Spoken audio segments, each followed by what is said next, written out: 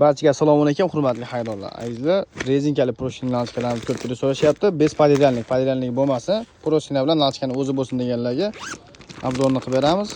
Xitoy mahsuloti, materiallari hibsachin bo'ladi, rangi o'chmaydi, kachushka bo'lmaydi. Razmerlari qaranglar.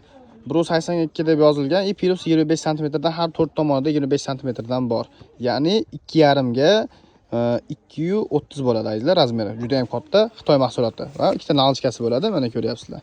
Nalchkalarning razmeri 50-70 bo'ladi. Rishma choklarda Xitoy mahsuloti. Bu bitta, mana ikkinchisi mana.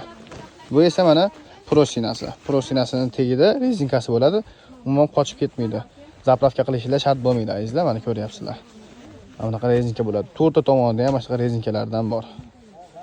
Mana. Kimga kerak bo'lsa do'konimizga kelib xarid qilsalar bo'ladi. Ranglari juda ham ko'p.